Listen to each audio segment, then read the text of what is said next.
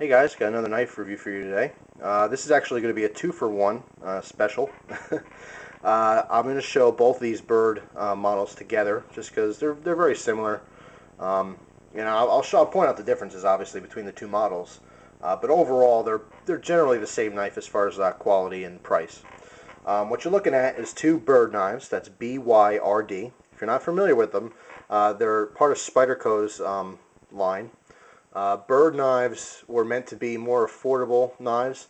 They are all made overseas, but because their manufacturing costs are down, and of course they bring that value back to you, the consumer. Some people in the United States. Some people are very loyal to USA-made products, knives and everything else. So if you don't like things made overseas, this is not for you. However, these are actually very good knives for the price. Both of these knives, like I said, both are Byrd knives. They're both in G10, so this is probably the most expensive version you can get of this knife. You can get the same models both in FRN handles, okay, which is a synthetic plastic. It's actually, FRN I believe stands for fiber reinforced nylon. Definitely lighter than the G10 models, but those are also going to be cheaper. These were both around $25 or $26 a piece. If you get the FRN handle ones, they're $20 a piece, so you're saving $5 or $6, per. So that's definitely something to think about if you're getting these, because they are a low bargain knife. You may want to consider, just getting the FRN version. So let's go over some of the specs. First, I'll show you the Cara. Both of these knives, they both have the same blade steel, which is 8CR13 MOV. Now, I'm not going to say much about it, because honestly, I don't know much about it. I do know that for some reason it's a preferred steel for lower end quality knives. I know that sounds like an oxymoron, lower end quality, but for the most part, like this Byrd line by Spyderco. Spyderco is a reputable company, but they're cheaper knives. They chose to use this steel, and of course the blade is marked. It's hard to see there. Right underneath it says Byrd, and then again the blade steel, which is 8CR13 MOV. And the back's marked China, where these are made. The 8CR13 MOV, kind of a mouthful, is used by reputable companies like Spyderco and Benchmade, but on their lower line. Benchmade having their red class. Okay, again, those are also made overseas, and they're just made to be more affordable for the consumer. But from what I've heard, the performance of the steel is very similar to AUS 8A, whereas it's soft enough to easily resharpen. It holds an edge fairly well. It has good stainless properties. So as far as cheap steels go, it's definitely good. It's a good combination of it being hard enough to hold an edge, fairly well, but not being too hard where it's brittle, and not being too soft where you're going to lose that edge too fast. Both these knives do come, razor sharp. What's a familiar characteristic on all the Byrd knives is the cutout in the blade to open the blade. In all Spyderco knives, they have their patented, well, I want to say patented spider hole, but I believe there's an argument about that on blade forums, and because Benchmade used the hole, and I think there was a feud going back and forth for a little while, and then eventually Spyderco, I think, lost a case. And basically, they said you can't patent the actual hole. That's you just can't do that. It's a hole. You can't patent a hole. Anyway, so that's why Benchmade and other companies are able to use that. But regardless, what they did here is going with the Byrd theme here. Not only do they have different models like Crossbill, Cara, Meadowlark, so they go with the Byrd theme there. But in the cutouts, it's reminiscent of an eye. I would think of like an eagle or similar, or hawk, something like that. So that's going to be a characteristic you're going to see on all Byrd knives. And if I'm correct, I believe that 8CR13 MOV is used on their whole line. These are very, very solid knives. I mean, they lock up super tight, no blade play, vertical or horizontal. They have a very strong lockback mechanism. The spacer in the back here, they put some cutouts in here, which actually looks really nice, and that's basically the only purpose I can see. I mean, it lightens up the steel a little bit, but this is a heavy knife. The Cara weighs in at 5.6 ounces, So that's definitely not a light folder. It's a little bit of a larger folder. You know, it's not a little knife by any means.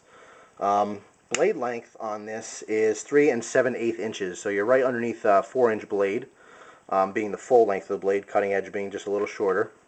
So you're not a light. This isn't a light knife, and it's not a small knife. Okay, so just keep that in mind. It does have full stainless steel liners as well as the G10 handle scales, so it's not a lightweight whatsoever. What I do like is the cutout here. They have the choil. Now, in my other video, the native, I had mentioned that it was a little constricting for my bigger fingers, but this is definitely a definite improvement. You can get, accommodate a larger finger in there, no problem whatsoever. It's very comfortable. The grooves in there are very comfortable, as well as the back here. Very, very nice knife. The difference is the two models. Obviously, blade style. The Crossbill has that hawkbill blade, which actually I prefer. For a self-defense knife, a hawkbill is probably the best you're going to get. I mean, it really just tears in when you're cutting stuff. The basic, reverse curve you have here, as you're cutting into something, that blade has nowhere to go but deeper. Okay, so that's a very, very good ideal blade, in my opinion, for self-defense. However, I don't find this blade style to be a great utility style blade for, all-around tasks. You do have somewhat of a pointy tip. There's tendency to snap off if you're really using this really, really heavy. For the most part, if you practice safe, cutting tasks and safe cutting habits, for the most part, you're not going to have a problem with the tip. It's when you start to pry and stuff like that with your knife, which I definitely don't recommend.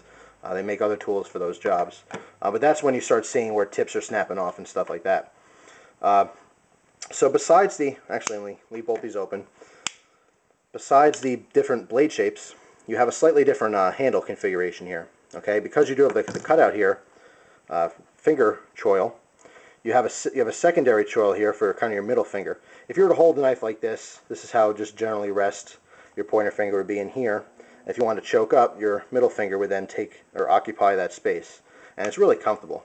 The difference here is there is no finger choil up by the blade. However, they flared out the handle, okay, in the front and the back, so that you have less of a tendency to slide up on that blade as you're using it. So this is also very ergonomic, very comfortable. Can't go wrong with either model, really. Besides that, the only real difference, again, because they missed the finger choil here, they gave you two cutouts on the handle, okay, to accommodate your fingers. Again, very comfortable. If I had to pick which one's more comfortable, I'd probably say the Crossbill. Although I noticed there's no jimping. Actually, I just noticed this right now. There is no jimping or grooves cut out in the back here. It's completely smooth. To be honest, it's not all that bad. You have enough curve here where I'm not going to accidentally slip over that. So it's comfortable. I don't really mind all that much.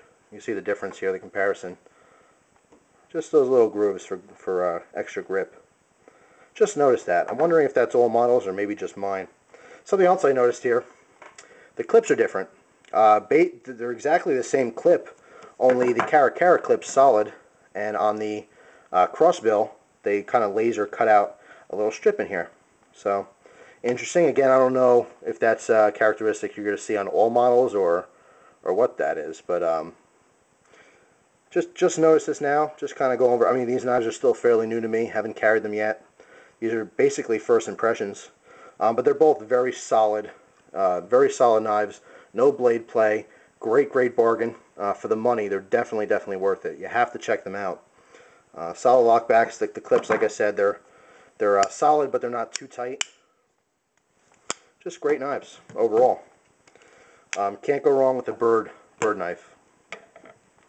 So that's my review of the Cara in G10 and the Crossbill in G10. So once again, thank you very much for your time, and I hope you enjoy the rest of your day.